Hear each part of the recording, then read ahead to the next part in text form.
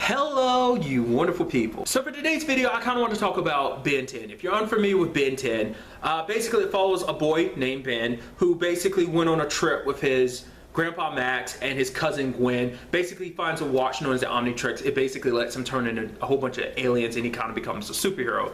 That's obviously the overall premise. Obviously there's multiple shows within the series of Ben 10. There's the original, there's Alien Force, Ultimate Alien Omniverse, and there's most recently been kind of a reboot that's kind of similar to Teen Titans Go in a sense of style. But nevertheless, the big focus I want to make in this video is talking about the main protagonist, Ben himself, and how much kind of like an interesting aspect to his character as a flawed hero. Obviously, an aspect you never want with your heroes is them being very conceited.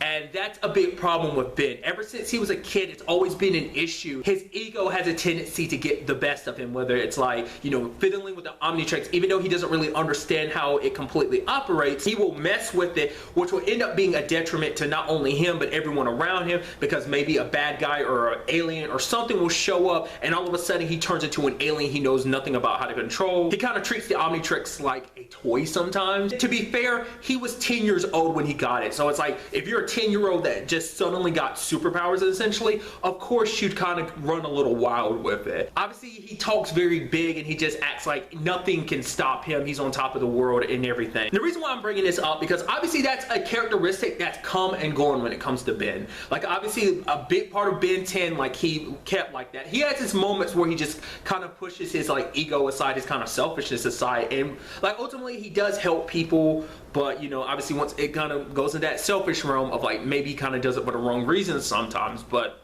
ultimately he does.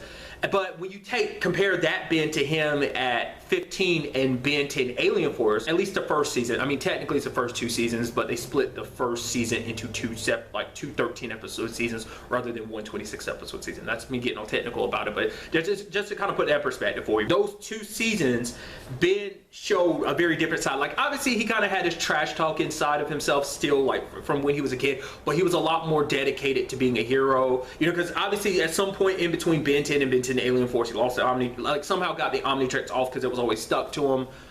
They found a way. I don't think they've ever really covered exactly how he got it off, but nevertheless, that's not important. The whole conversation is about how like he matured because he was older. Once again, he's not that kid anymore, and so that narcissism in him kind of disappeared for a while. That was kind of an interesting thing. Granted, it didn't go away completely because later on during the second half of the series, during the third season, without spoiling it, after what he did at the end of the second season, basically his ego kind of returned. We saw him kind of turn back into that person. So it seems like it's not even just an aspect of him being a kid. It seems like it's just a flaw within Ben himself. But the reason why I bring this up, because obviously it continued from then on. Obviously, like there are moments where everyone like has to kind of go like, Ben, get your crap together, stop being so egotistical, like stop being so conceited. I mean, once again, it causes problems for everyone, and ultimately like his egotistical side and messing with the Omnitrix eventually screwing over Kevin in a shape or form, which obviously I won't spoil if you haven't seen it,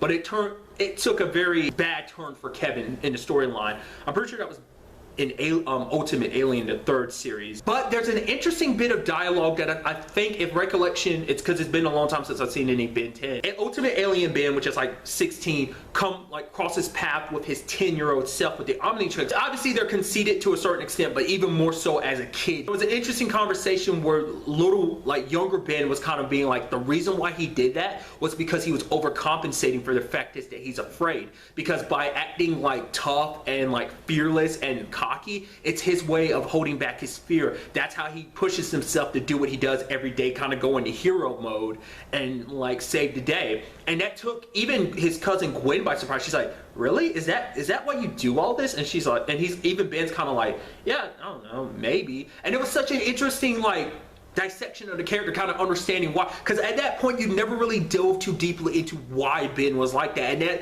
that added so much explanation as to why. It kind of like legitimized why he was the way he was. That doesn't make it okay, but you know, you can understand it a little bit more, and I thought that was just so fascinating, because like throughout the entire series it just made it like, oh, maybe he's just an immature kid, oh, he's a teenager, well maybe he's just an immature teenager, because there's aspects where Ben has met himself from the future, and his future self doesn't seem like that. His future self does seem more like collected. So it is a combination of being a like, you know, a teenager and a child, because obviously you're a very different person throughout the different stages of your life. Once again, this is him at these different points in his life with superhero powers, essentially. Alien, you know, obviously, but ever since he was a kid, he always referred to him as hero. So I don't know, it's just fascinating to me when you break down his character like that. My question to you is, does that change your mind about a character, like understanding why they became the way they, like such an aspect of him being like that? Does that change your opinion of him?